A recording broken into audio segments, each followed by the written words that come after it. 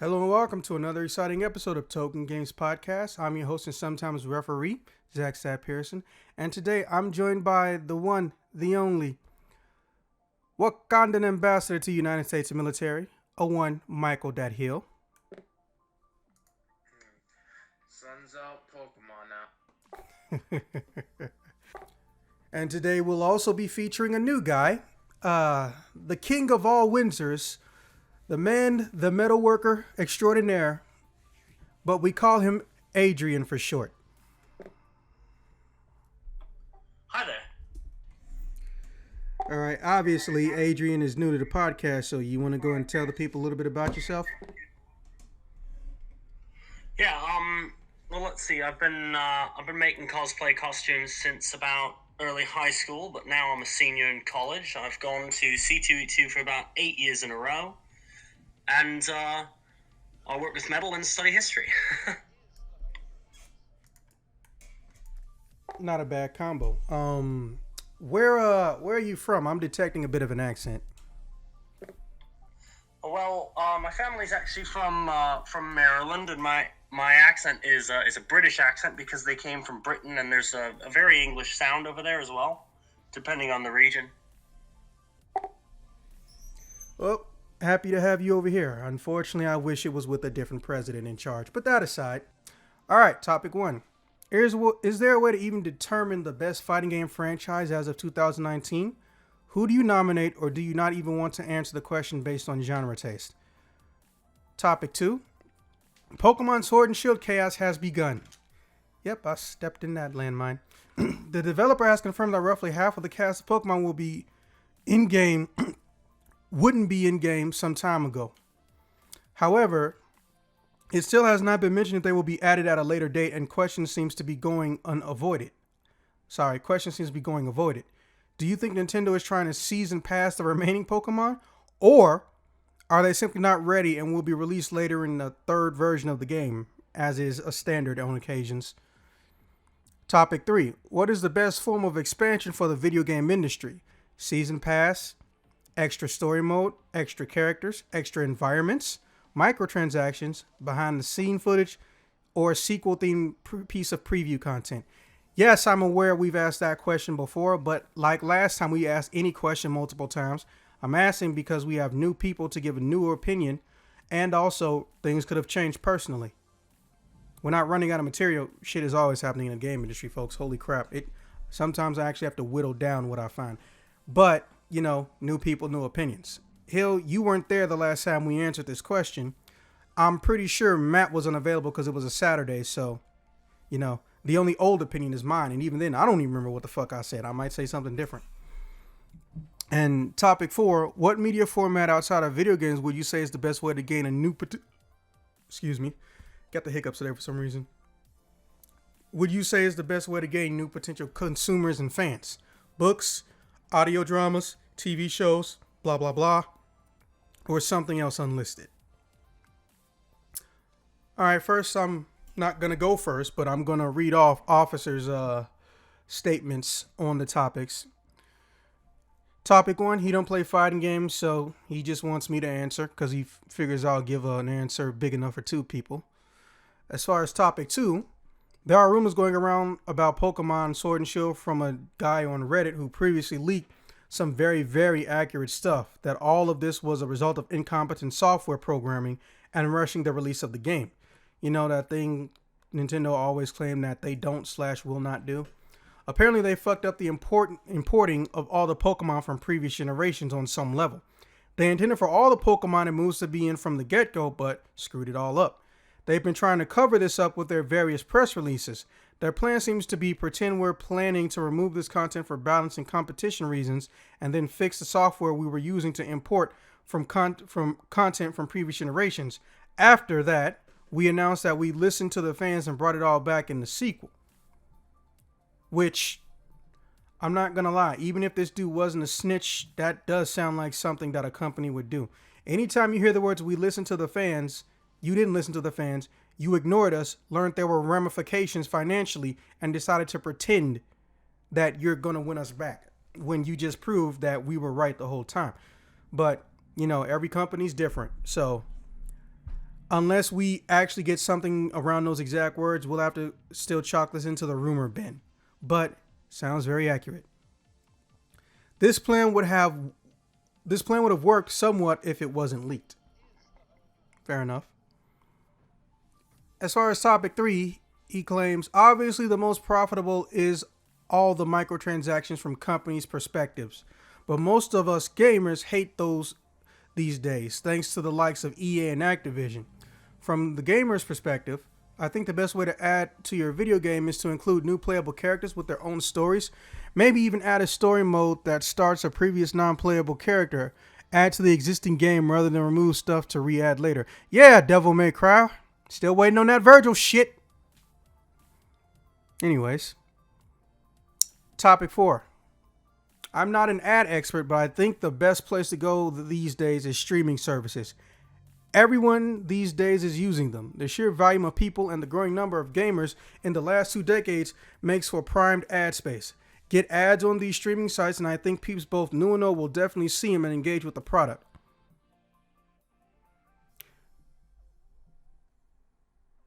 That's an answer I never would have expected him to say, but that's how this works. You don't know what you're going to get. All right, Hill, you ready? Yeah. Cool, light it up. Topic 1 for fighting games. Top 3. I had to give Z Fighters, Blaze Blue, and then Soul Calibur 6. For one, Z Fighters is like the best culmination of ease of access. Ease of access, fucking all the Guilty Gear shit that they implemented with all the managed to balance the crazy anime-ness and then actually making a fighting game that functions like a fighting game without having like, if I were to say like compared to Tenkaichi 3 where fucking Broly will have fucking 4 health bars and the Cybermen will have 2. It all balances out under 1 health bar. It's just that everybody has different combo strings. Depending how you play them, they can still be broken. As everybody remembers early season where you just do 1 combo as 16 and then all of a sudden I have no other option and then you lost the game. And then there's Perfect Cell, who has the perfect assist and the perfect key blast. It was fucking annoying because people kept using perfect puns. And then for the Blaze Blue Cross Tag Battle, I just like all of the games that they implemented because they added Under Night In-Birth before I feel like that game was fully launched because that game just recently got added to, I think, last year's Evo or the year before that, or just like. Yeah, I remember that. It was weird because they made like, I think 6 iterations on that shit. It got fucking annoying. That's why I like it. This is off more personal bias. It's also because it does some fair combo things too. Because it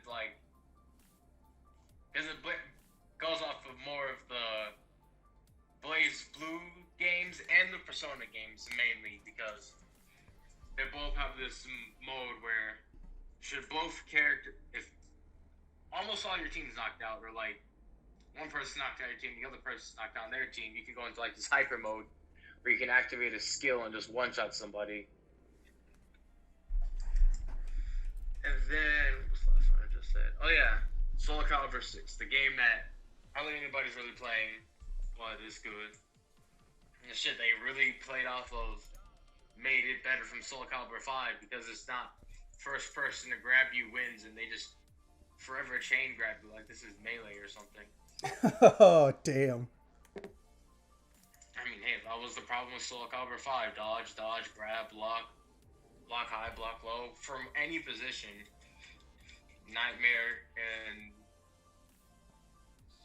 Shiba's fucking ult couldn't be blocked. I mean, they still can't, but it's like, now they did better lore explanation because they To me, from Soul Calibur 6, they just reset what they did from Soul Calibur 1 and explain from what happened with Keelik, Maxi, and all that other shit that's happened from their lore page and just like adapted it better. Yeah, I mean, technically, 6 is a reboot, but also factor in that most people, or at least newer fans, unlike me, they don't understand that there was a time when Japanese games were titles, not the games, but the titles were inconsistent. So you could have one game and then because somebody screwed up, either A, the subtitle was put forth in English like it was the primary title of the game, or they just completely change one word and they assume that people are just going to know it's a sequel.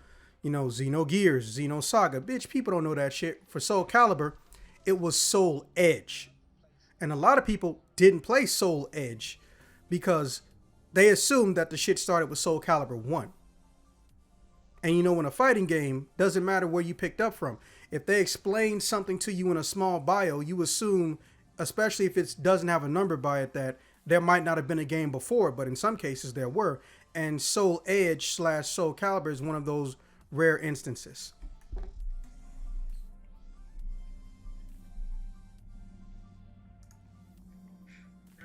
I guess the fair last one would be Tekken 7 because that one just, to me, breaks down the perfect fundamentals of a classic fighting game and really brings out the roots of what Street Fighter and Fatal Fury were.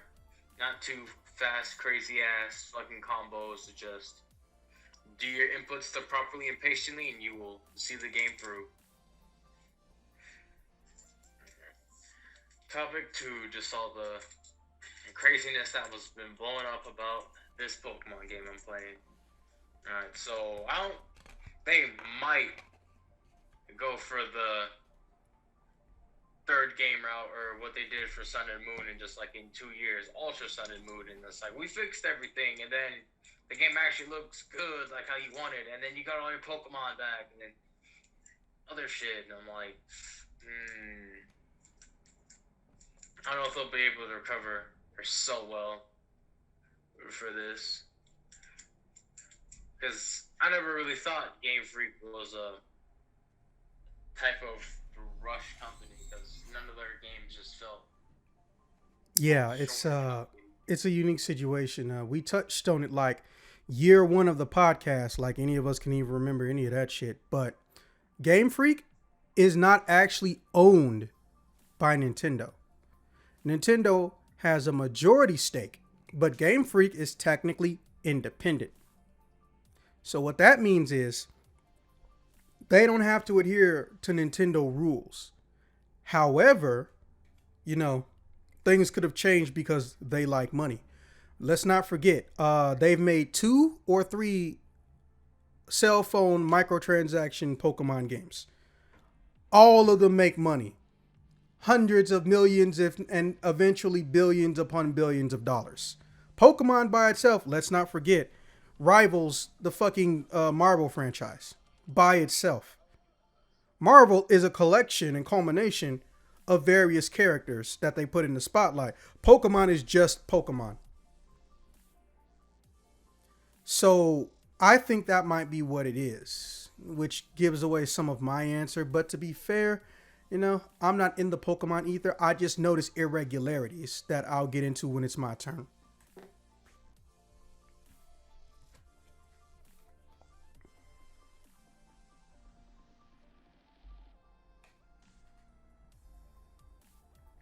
The best form of expansion for me is a good story expansion that helps expand the world as a whole, like what they did for Warframe with Railjack and Fortuna. Well, they haven't released Railjack yet, but with Fortuna and the Plains of Eidolon, they helped expand what was supposed to be established about the world and how it affected. Like, there are different Warframes that came from Eidolon, like Gara, and then Garuda from Fortuna, and how each different world have made their money because the corpus have overflooded Fortuna for their profit and worked people into just the worst way ever.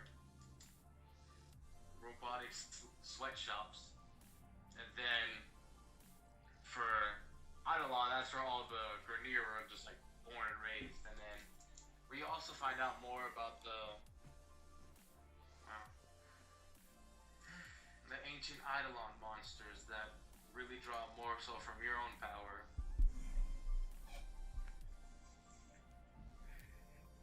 There's also okay DLC expansions like with Skyrim's Dragonborn and Dawnguard. There we go. Because those ones were like fun. It was just like very selective fun about what was going on, and so for me, a best expansion is a good expansion that expands on the world as a whole, not just a singular moment. Okay. A good format to get video games up off the ground. Your Facebook feeds or your social media feeds, because everybody, first thing they do when they grab a phone sometimes is go to Facebook, Twitter, Instagram, whatever the hell you want to be on, and just like Hey, Hill. It's what media formats, not advertisement formats, outside of video games, would you say is the best way to gain new customers and fans?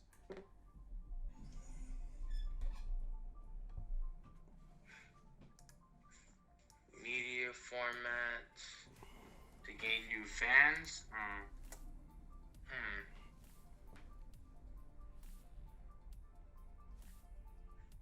Don't know. Just kind of, because I thought it was interesting. Okay. Take your time. We could definitely drag this shit out.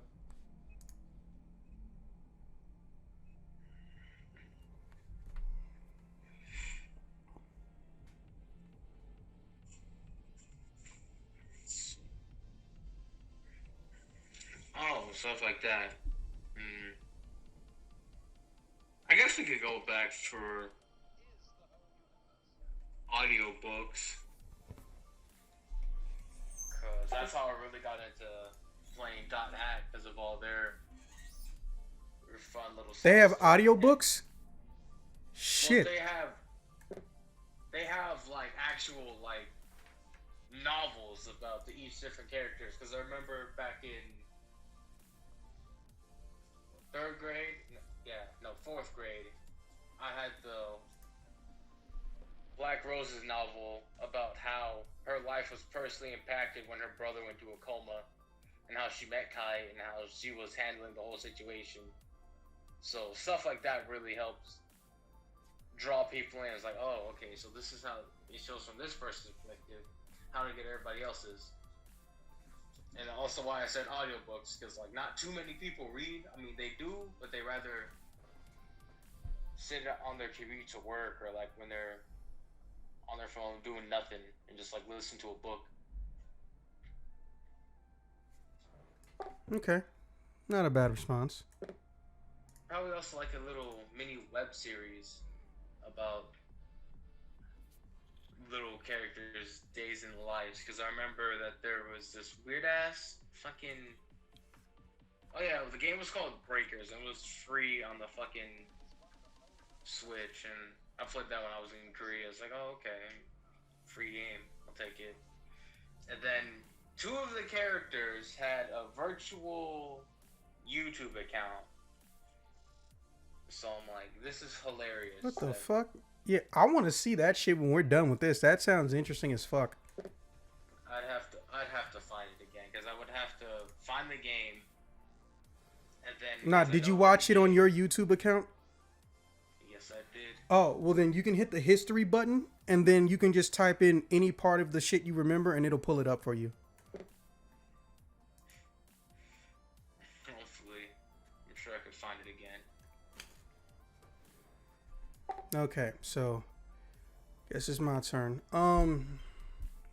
As far as topic one, I think there is a best way, a way to determine the best fighting game, and it's not by an award show or by fan vote. Obviously, I'm not undermining either of those, but I'm saying that, they're not the most efficient, effective, whatever way you want to swing it, way of determining that. I think there's basically two major factors: fan interest in continued support and sales. And I know that last part is a little bit bipolarish. I'm sorry, polarizing. But here's what I'm looking at. A good game can be a good game and not sell. So can a great game or a highly acclaimed game. We all know this. Or at least anyone who's got any form of media in their system understands that. Something can be great, doesn't mean people went to go fuck with it. So, the way I look at it, the way to determine the best fighting game is who has the best mix of financial success and fan loyalty. So, with that being said, even though, and I stress the term even though, I am not a fan of these two games, I'll say Mortal Kombat 11 and Tekken 7. And just so we're clear, me not being a fan does not mean I hate. Tekken 7, or rather Tekken as a franchise, I kind of don't like it. I barely respect it, especially based on a lot of things that the current producer has said. But don't get me wrong, I appreciate its history and its legacy. And, they were keeping the fight going when almost every company on the major circuit dropped out of fighting games. That is something to be respected. But I don't like how their shit is handled. However, based on how they handle their fans, their microtransactions, their DLC, their DLC, and everything the fuck else, they cannot be denied. Tekken is not a household name. It's not the most complicated fighting game in the world. Well, maybe, I don't know. And it's not the easiest fighting game in the world. They're trying to get to that middle balance, and good luck with that. But I don't know if they have or not. But they get the nod based on what they've done, historically speaking, and what they are and have built up. Mortal Kombat makes a lot of DLC money. But their story modes, as far back as 2000, I want to say 11 or 2010, whenever Mortal Kombat 9 came out, have gotten progressively more interesting and just flat out funny.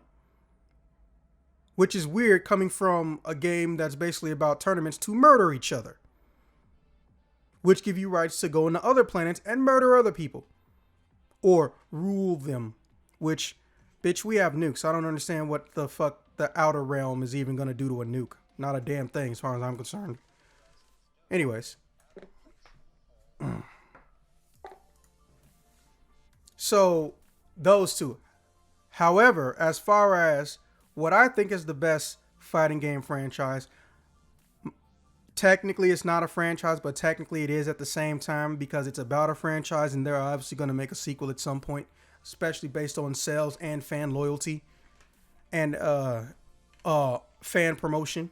If I'm not sure, I think it's called transmedia promotion. I think that's the term for it. I don't know. It's been a while since I did any marketing shit. I'd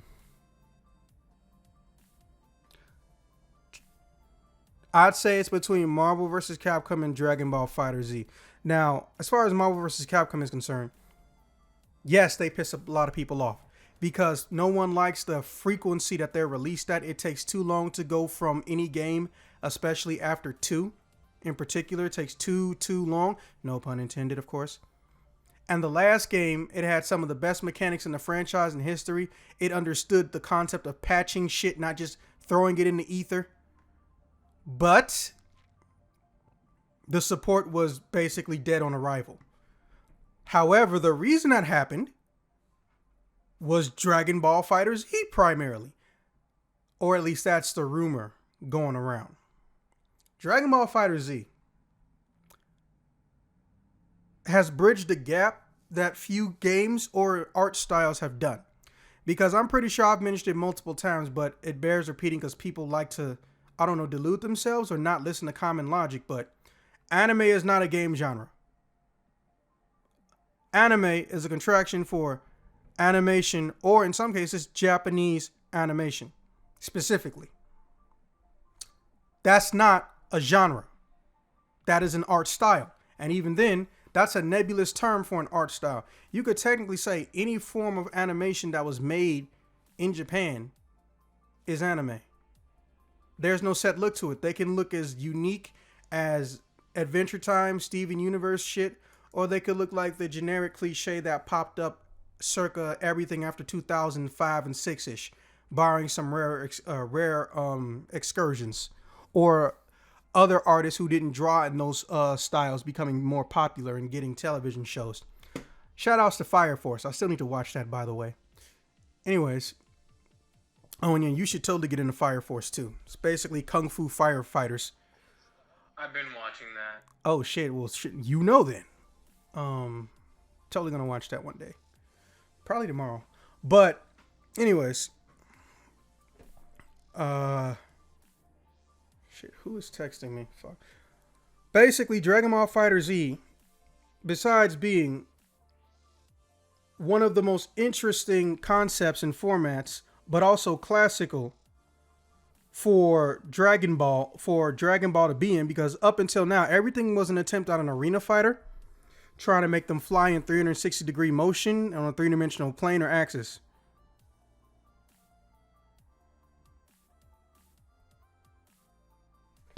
So, the way I'm looking at it, they finally did what everyone had always said they should do, whether it was by accident or by choice, and it did better than all of them expected. Obviously, ambulance coming through, sorry.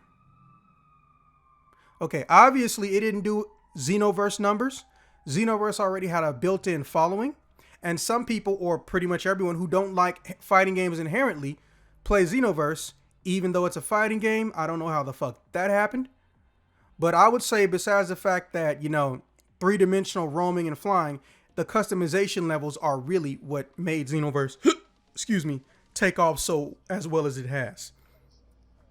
But the fan support and the DLC support for Dragon Ball FighterZ is very, very, very loyal.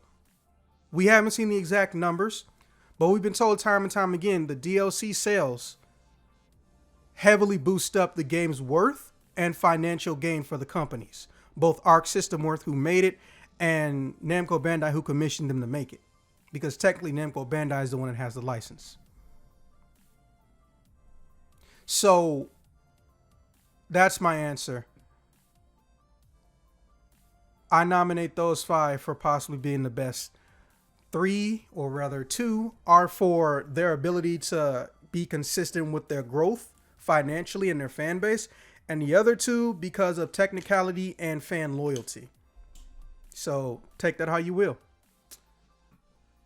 Oh yeah, no, that was 4, not 5. Oh yeah, the 5th, Smash Bros. Yes, it's a fighting game. It doesn't matter if you don't want it to be a fighting game. If you get into the game and your job is to only hit your opponent who can hit you back, it's a fighting game. They have a different health bar, yes, but it's a sealed off arena and you're hitting the other person. And the only way to win is to hit the other person until they can't move or are no longer on the screen. But it's a party game. Last I checked, games can be in more than one genre. Technically, all you need to make Smash Brothers is 2 people on a stage fighting. A lot of people like Omega no items. Yeah, well, those are fight game lovers. Also, that shit is boring. I've been doing it for close to 20 years. I'm tired of it. Items are on. They're just not going to be apeshit crazy. You could take all of that away and it's still a fighting game. You can call it a fighting game that's also subgenre of party, or you can call it a game that you pull out on parties that's about fighting. I don't care. It's a fighting game. And as far as they're concerned, They've been consistently good with quality. They only had one stumble, and even then, Smash Bros. 3 still sold a lot. So, yeah. As far as the number one fighting game, I'm going to say it's Smash out of that whole category. Because they've got the best fan interest, fan respect, and there's no way to properly gauge who loves what the most, but their loyalty is cemented. All those games, I think except for the first one, sold a double-digit number of millions. Most of these games are trying to sell a double-digit number of DLC in the millions. Not actual copies of the game, digital or physical. So, you will respect the Smash. You will respect the Smash. Amen. Now, topic 2, and this is what frightens me. I'm not going to say I believe the rumor, but I will state unusual patterns Nintendo has taken. Especially when it comes to quality control, which technically, I guess, for Pokemon, quality control is half Game Freak, half Niantic, and half Nintendo. So divide that how you will. But it starts with Game Freak.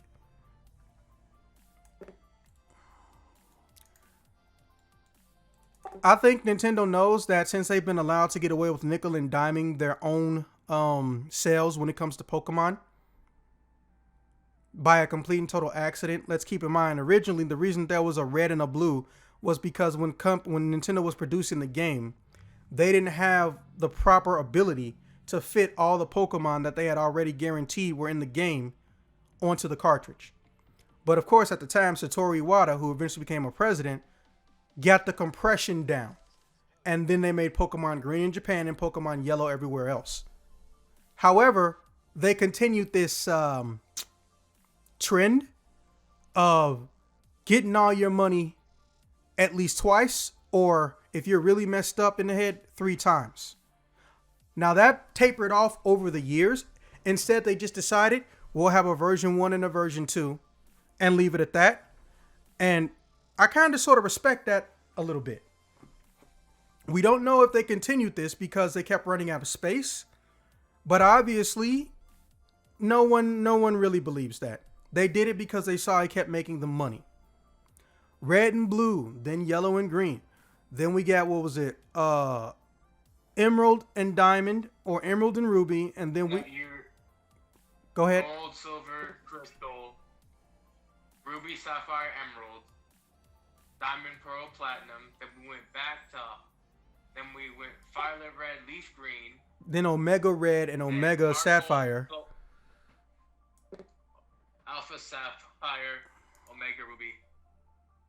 Sun and moon, also sun and moon. Black and white too.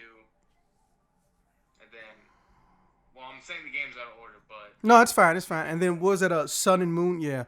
And then there wasn't a galaxy version or a planetary version of those two. I think, did they make us 2 of those or something for sun and moon? Sun and moon, and then they became ultra sun and moon. Yeah. So they found a way to take 3 games and add another one in there for people to buy. This is entirely intentional. This cannot be disputed. But it's intentional, and it's like that because, like always, I've been saying it, when you vote with your wallet, it doesn't matter if they do the wrong or the right thing. They will do what your wallet lets them get away with. I am not saying under any circumstances it's wrong to release multiple Pokemon games at the same time with very small differences in the Pokemon amount. For all I know, what they could have done, and this would be cool, make 2 completely different story modes. So even though it's the same Pokemon, minus a few exceptions, you get a different experience. And then later on, as an update, DLC, whatever, in the modern era, allow people to fucking go in and get the other ones. Hell, have a trade-in bonus incentive with Nintendo or with GameStop or something. You think they would get some money off this? Switch the Pokemon version you're buying, get a 20% sale credit boost. Oh, you got your Alpha Ruby? That's fine. Cool. Come get this Omega Sapphire now. But they couldn't because they didn't think to make the Pokemon Bank until, 4 years ago they made the Pokemon Bank? So anything you got on that one game, you can't trade off into the new game. You would have to pray You got, and this is what a lot of kids will tell you they did back in the day. You got one version for your birthday, and you got another version for Christmas. Real talk. That's how it was. So if you got red on your birthday, you better pray yellow or green didn't come out, and you got blue by Christmas or on Christmas. And then if yellow comes out, you got nothing to do with it. Because if you put all of the Pokemon in one version, whether it's yellow or rather whether it's red or green and blue, the only thing you got left to do is get the final starter Pokemon. But in yellow, they automatically give you Pikachu, remember? So, realistically speaking, they know what they're doing at this point. I think what happened is Nintendo wanted to get some extra money from their private shareholders. Because remember, Nintendo is privately traded. Or private shareholders all agreed that they wanted to rush some shit for Pokemon to get them a fuck ton of money. Because they see the mobile games is making more money than Pokemon could even sneeze at. In less time. Way less time. Like shit that took Pokemon years to get there, pulling off in months, if not days. And I think that's what triggered this. It's not because somebody screwed up in programming. I think someone didn't get enough time, and Nintendo said, nah, we don't give a shit, bro. Go with what you got. We'll fix the rest in our 2 copies of a sequel for both the games. Really, what they should have did, again, this is personal opinion, they should have made Let's Go Eevee and Let's Go Pikachu. The demographic that they think that they wanted to appeal to ain't the ones who were going to buy it, and we all know this. Pokemon is primarily bought by grown-ass adults. Period. They said that game is for parents to play with their children. That shit ain't gonna happen. When's the last time you heard of any parent sharing a Pokemon bank with their child? Absolutely never. They covered that shit like a genuine credit card. Would you give your small child your credit card? Anyways. What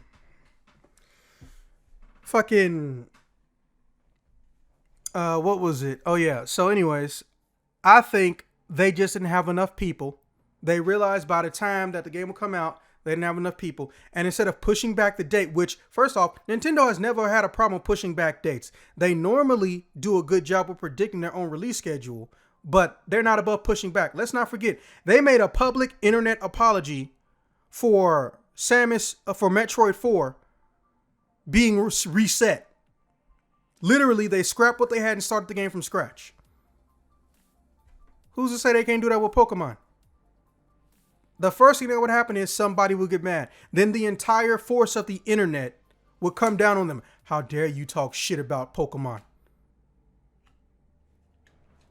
So yeah, I think this is milking because they know they can get away with it. But I think it's an accidental milking, which is a first for Pokemon. They didn't take into account what they could and couldn't pull off by the timeline that they were given. That's all I think.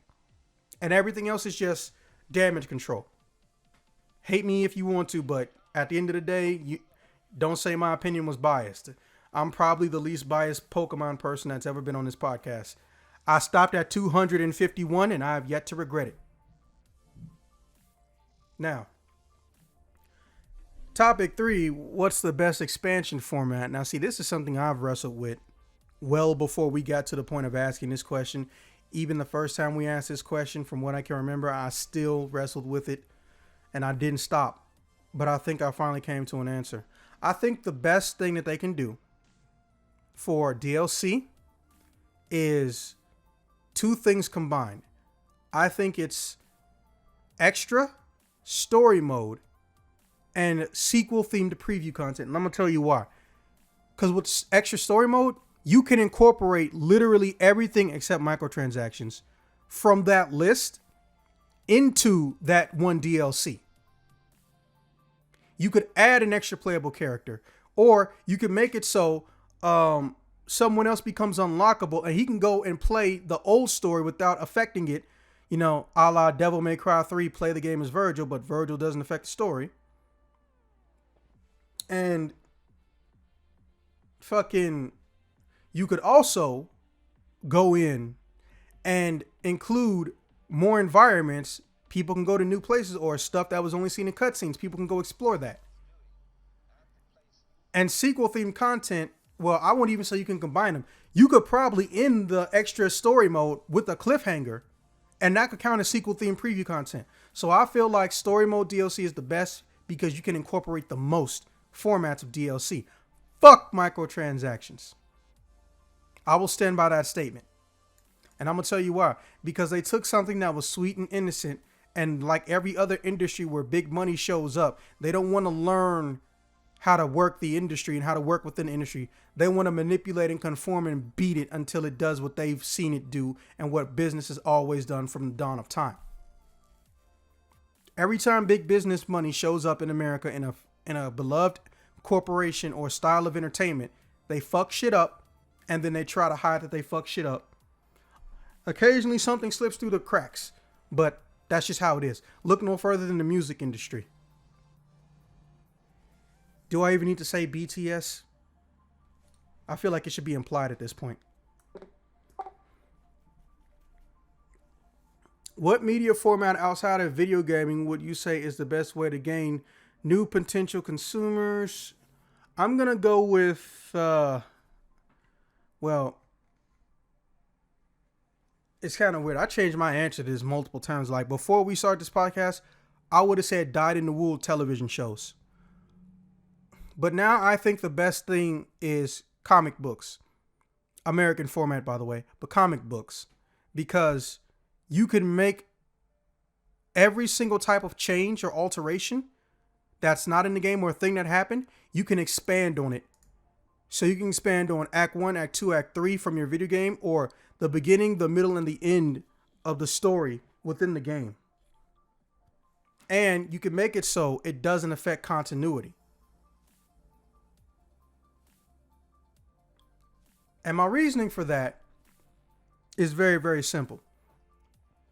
If you can prove to a whole entire different market, like comic books, that you can hang in their ball and you can build fan interest, they're some of the easiest ones to bring over. Remember, I don't think it's been statistically documented yet, but I think, and this is pulling from a very, very, very, very old television documentary that I don't even remember the name of, and they said it about 15 or 17 years ago, so shit, when you were first getting teeth in your mouth, that video games, or rather comic books, readers almost have a like 1 in 4 or 1 in 3 odds of playing video games habitually or gaining an interest in it, leading to them trying them out. 1 in 3 or 1 in 4. That's really good.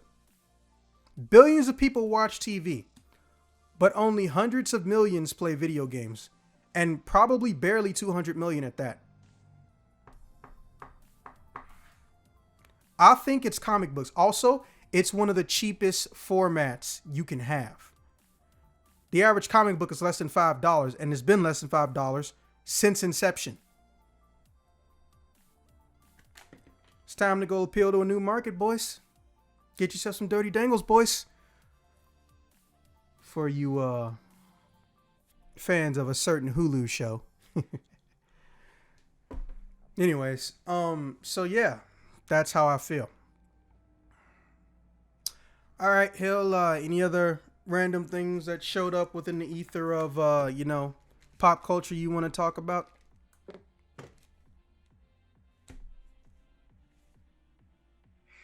Nah, just ready for the new year to roll around.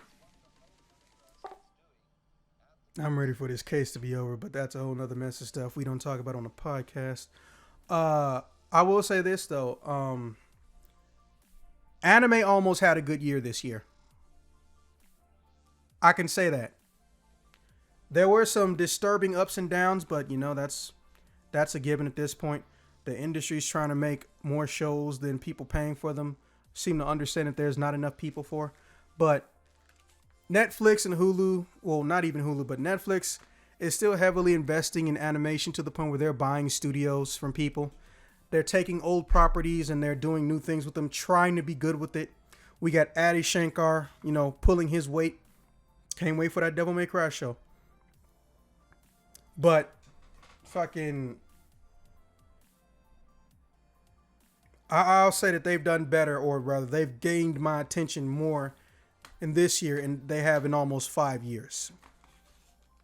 Now, I'm not some type of anime snob. I don't think anime needs to adhere to some superficial standard that I have. The only standard I've ever wanted anime or cartoons in general, Japanese or not, to adhere to is a quality control. And, anime is not immune to my quality control standards. So other than that,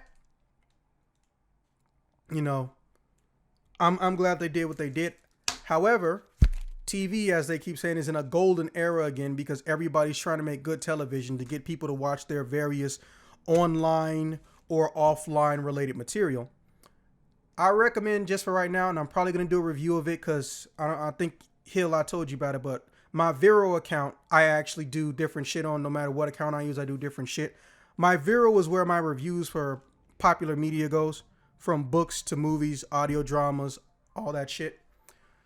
Kat Dennings, star of Two Broke Girls, and also the YouTube show, in YouTube only show, I should say, Dallas and Robo. Very funny. It's got a very Adult Swim feel to it. You might like that. Go look up Dallas and Robo.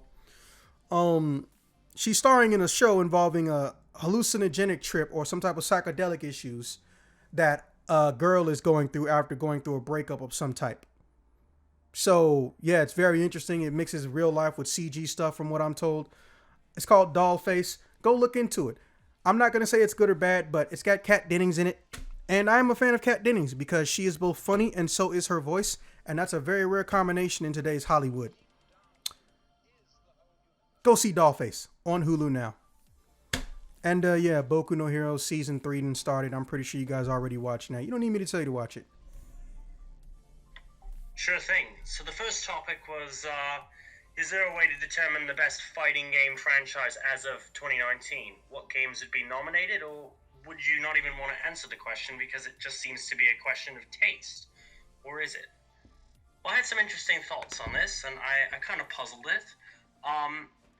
So I think what you have to classify is what you're looking for in a fighting game and how we really define a fighting game. Like, do we define a fighting game as only with fists, like, say, Street Fighter or, well, most of Mortal Kombat? Or do we include traditional fighting games like what Smash Bros. Was when it started, when it sort of, in a way, become its own thing? And if we're including all games, how are we rating them? Are we rating them in the way of the which one has the best games, which one has the best games consistently, or which series has the most impeccable record? I love your responses already. I tell everybody you use your own grading metric because everyone is different, and that's why this podcast is so fun because you get different opinions.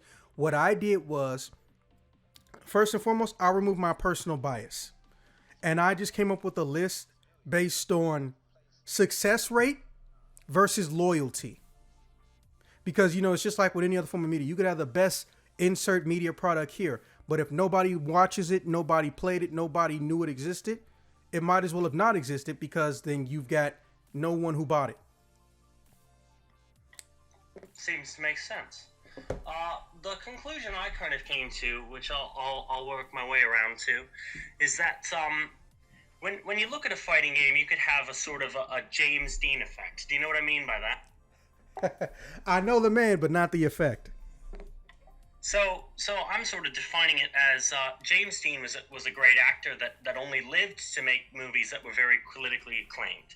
So when he passed away, he had a record of being the greatest actor because he never lived long enough to make kind of a washed up movie.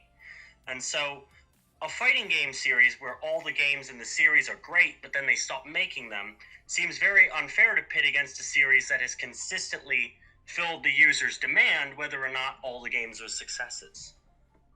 Interesting. So that brought me to my question: is what's more important, quality games where they're few in number, or a multitude of games where you get some bad ones, but you're going to get a lot of good ones as well? That's exactly where I got stuck too. And for that reason, I'm leaning towards actually Mortal Kombat.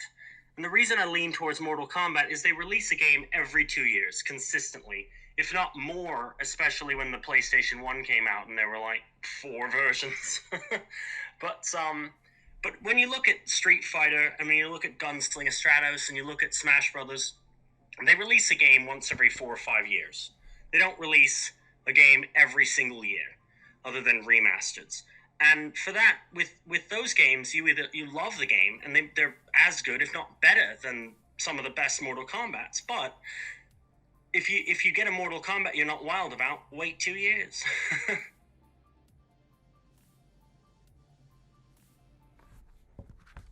Okay, so Mortal Kombat for you. All right, well, go into the rest whenever you're ready.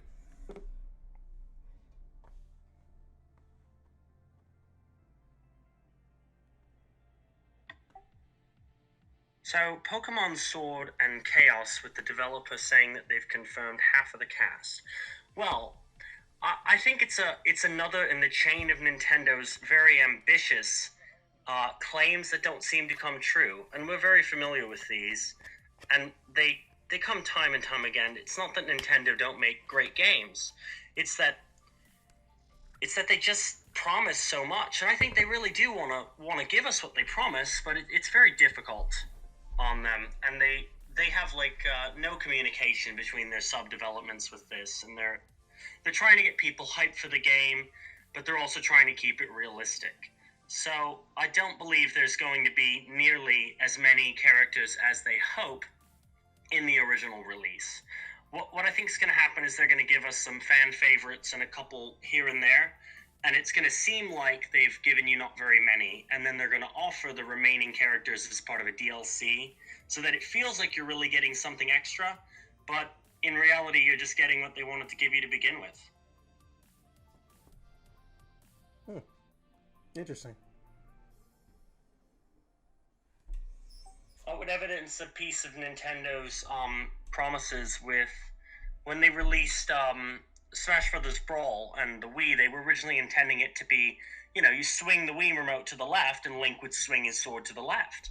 That would have been a terrible idea. Ambitious thing. I said, I'm glad they didn't do it. That would have been a terrible idea. Everyone's hands would have been tired after like one fight. Yeah, the Wii remote's way too sensitive. It would have been awful. You would have been swinging it, and Link's sword would have gone all the way to the other side of the map, and it would have been so bad. But with that, they had this promise to everyone that was not really fulfilled or even close to fulfilled, and we're glad in hindsight that it didn't work out that way. But Nintendo's been doing this kind of, oh, we can do all of this, and then you don't really get that, and so it's very hard to say with Pokemon because it's made by Nintendo with the Game Freak label, so even that causes more disconnection. It's going to be a difficult thing to see, and I'm going to guess there's only going to be a handful of the original or the main cast of characters in the initial release. Fun fact, Nintendo has to this day and still never did own Game Freak. They're just a majority shareholder, so technically Game Freak is independent. Technically. Funny enough, I think that's true about that's Pixar and Apple. They own like 90% of Pixar at one point. Yeah, they did, or something like that, but Disney came and swooped them up real quick.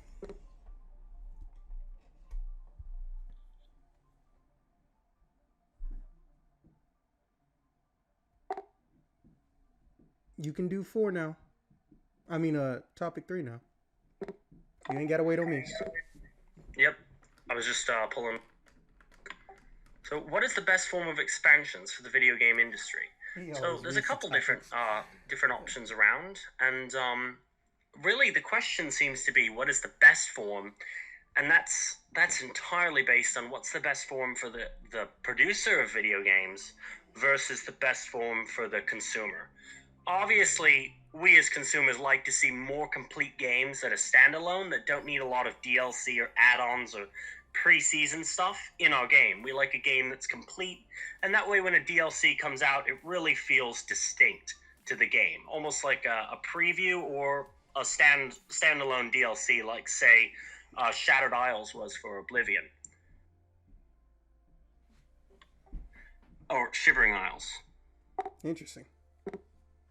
Now, that's, however, not as advantageous to a lot of companies today. What they like to do is they like to release a game that either the DLC improves it greatly, and this is a good way to boost sales. So, and you can see this in all walks of games. You can see this from Call of Duty, where, there's new weapons or really prestigious skins, to Smash Bros, where they literally release a new character that's really, really good, or even games like Castle Crashers, where they add weapons that are better than all the others.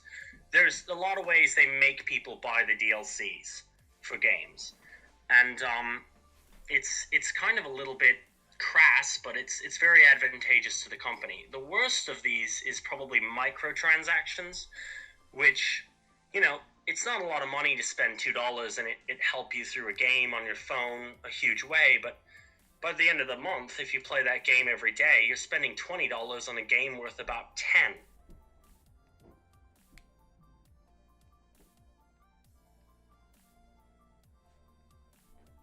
It's just not profitable like it used to be to make a game brand new.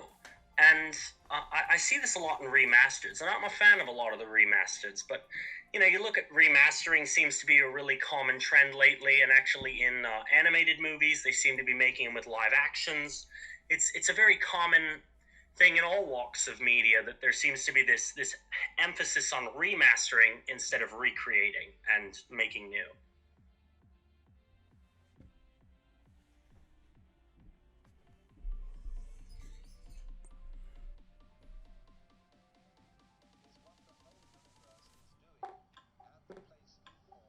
I would like to see more sequel-themed preview content, actually. I haven't seen that in a lot of video games lately. It seemed to be something very traditional to, like, early GameCube games. A lot of early PlayStation games would have these sequel previews, and they were a lot of fun. But I'm afraid I don't see them very often. So true. So true. Yeah, it would be interesting to see. I'd like to actually see, if you remember some old games, they used to have, like, you'd play the game, and then there'd be, on the disc, there'd be an older game that was remastered. Rather than selling the remastered as a new game, it would be part of the old game. Shit, I don't think I've seen anything like that since maybe 2009. Yeah, they seem to be dying things because in the past those were something that would get people to buy the games, but nowadays they can just release a DLC with some essentials, and it'll boost profits. And honestly, if it's going to boost your profits, why would you bother? So you have to maybe push the company to go for that in order to increase their sales. Would be the best way to do that. I'm inclined to agree. All right, topic 4. What media format outside video gaming? So I think media formats outside of video gaming, which is a great build for industries in general and video gaming itself, I thought about this and I thought to myself, I honestly think television shows. I mean, look at the widespread popularity of Game of Thrones. I mean, it was insane. Almost everyone had heard about it. They knew the characters. They knew the weird incest and all this odd stuff. I mean, the amount of popularity of something like that was roughly equivalent to Harry Potter when it came out, and Lord of the Rings, which produced numerous games. And in the 90s there were numerous movie games like there was a GoldenEye, there was an Independence Day, and there was even a Terminator game, I believe. Most of those weren't particularly good, other than GoldenEye, but there were quite a large number of them. Okay, so your vote is for television shows. Okay, fair enough. It goes without saying that even if something existed in one form of media, when it goes to television, it can birth a whole lot of other products. Or even vice versa. I mean, remember Pokemon started as collectible cards and small games, and it became a television show.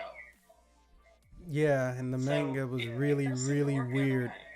Like I'm almost not comfortable. I'm not comfortable with recommending fucking the manga, the original manga to children. It goes places you don't think about when you think of Pokemon. It's yeah, I'm gonna just say that.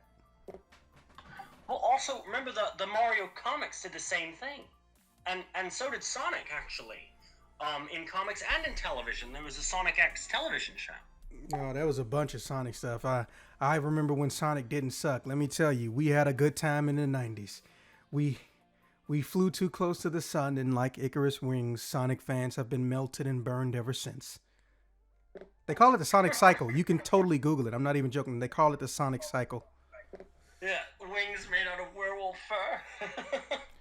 That whole it's not even that shit depressed me as much as it did. It was also just dumb from a naming standpoint, because anyone who knows anything about the concept of a werewolf knows that their name is derived from the original names for traditional things. Like, for example, daughters didn't used to exist. Not saying women didn't used to exist. I mean, how the fuck do we get here? But the actual name for a child of a parent was just son. The daughter didn't exist. Everyone was son. Actually, daughter is pretty old, but it's not always attested in English. Yeah, that's is what I'm you're saying. thinking of. Yeah, and also Yeah, but, when it comes to a man, or one of our oldest names in European terms is were.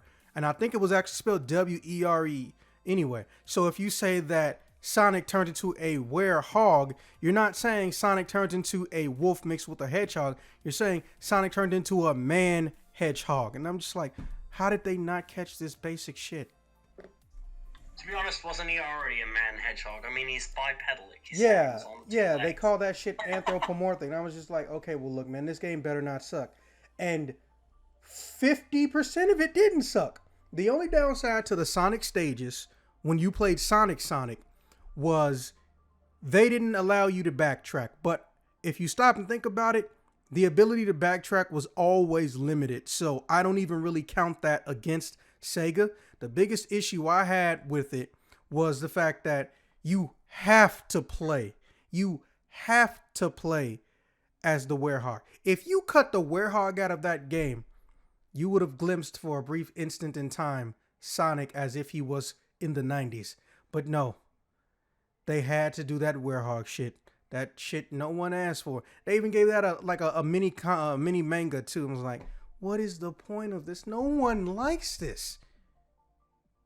Which I don't even know if it's in the television shows. I was about to say I don't think so. Nah, it was called I'm Sonic honestly Unleashed. not sure. I would say though that television isn't becoming as much the way it used to be when it was Sonic X. A lot of television today is, Netflix, Amazon, Hulu, Disney now. They want to all stream the stuff. You have to buy a subscription, and the people who aren't doing that, they're either watching it on cable, they're watching it on the regular television, or they're Torrenting. You can going go ahead and over say to it. Kiss Anime. Yeah, torrents are immortal. No matter how much ISPs, and not really all ISPs, just like a handful, try to block them, they can't get rid of them. And I honestly, sometimes I think they just don't understand that streaming does not fix a problem. You're creating more problems than you're solving. I like TV shows. I want to buy my TV shows. Why? Because everybody can't afford every subscription ever. Nobody wants to get every subscription ever. Because at some point in time, diminishing returns kick in. If I have Hulu, Amazon, Disney, I'm forgetting one, Netflix, I have all of these. And let's just say, for example, I also have the live television package with Hulu, which doesn't get rid of commercials, and that pisses me off so much. If I have all of these, that means that I'm paying damn near $100 per month. But what if the show that I want to watch the most is only on Hulu? for that month. Then that means that I got 5 other or 4 other programs, subscriptions that are fucking useless. Let's not also forget gaming-based subscriptions. The problem is that Blockbuster died, and it shouldn't have. Because if Blockbuster got with the times and they didn't get killed by, I don't know, Redbox or Netflix and Redbox, even though they had the option to merge or buy them if memory serves, things would make more sense. Entertainment theft is not due to an obsession with illegal or criminal-like activity. Entertainment theft is due to a lack of accessibility. It's that simple. They've even done studies and surveys on it and show that the amount that is stolen when it comes to movies, online, bootleggers, and torrenting has almost no direct effect or damaging, lasting financial effect on the game industry, unless, you're an independent, the entertainment movie industry, as well as the broadcast industry. VCRs and VHS tapes never went anywhere. People recorded off of them. The NBA and the NFL didn't die. These big companies just don't like the idea of someone being able to get their shit and keep it for free. And to be fair, I understand that. But what they don't get is that it's not just because someone is a bum and they're greedy and selfish. It's because they're broke or your stuff is hard to find. And also, let's not forget, preservation is a second thought to a lot of these dumb media industry companies. Almost every movie that's ever come out, good and bad, does not transition to the next format. A lot of good VHS movies never came to DVD. A lot of good DVD movies never came to Blu-ray. And a lot of Blu-rays are not going to come to 4K Blu-ray. So, if there's a preservation issue, what do you expect them to do? I own 6 external hard drives. I honestly need to stop buying black external hard drives. Holy shit, there's too many and they all look alike. But the main reason my music is on them is because I know what it's like to lose access to all of your media, not via streaming, because remember, streaming is kind of sort of newish. But I know what it's like to lose access to all of your media or entertainment through no fault of your own. I mean, yeah, the only problem about the Blockbuster thing is, yes, I agree, but some of it a bit is sour grapes. I mean, think about it. You and I and most of the people in here all grew up in a time there was Blockbuster, and we fondly remember, biking over to Blockbuster to rent the new game and Hell to go to yes. 7-Eleven. Streets of Rage 3, that was the only way I could get it. The younger people are not going to have that connection to 7-Eleven and to Blockbuster in the way we do. And feel that way, or White Hen, if you even remember that place. Oh my god, I hate that they're almost always only in the suburbs now. I haven't seen those in years. They migrated to the suburbs. They're like Sonic now. They know they can go into the city, but they choose not to. Like the mini Walmarts that are found in the city. Which we're grateful they're not the large Walmarts, but they kind of just look like Walgreenses. Yeah, they kind of do. They really do. You could switch the labels and you would not know which one's which. I think they planned it too. Yeah, I think that in this age of streaming, that television shows that become popular because of the stories being widely popular, like Game of Thrones did, and it almost transcends one form of media. Before, a television show that everyone watched was on television, and everyone saw it at the same time. In this world, everyone watches on their own time, and for that reason, it could produce a lot of video games, or video games that are widely popular could do the same thing like they did in the past with, say, Sonic X or Pokemon. I'm inclined to agree.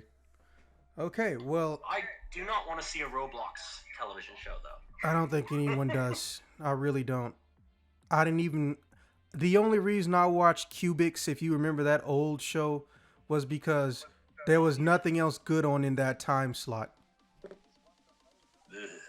Yeah. Those are the days. Yeah, they wanted to do computer animation, but then they didn't want to do a lot of actual animating in a computer-generated three-dimensional show. First off, how stupid do you have to be?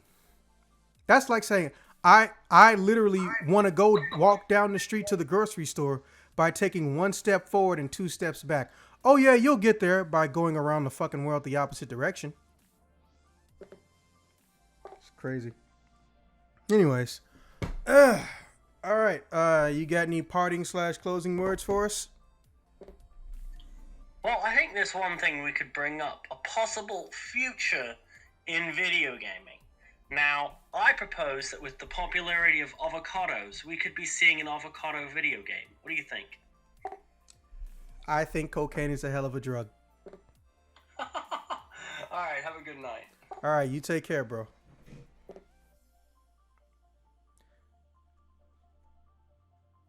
So how was that?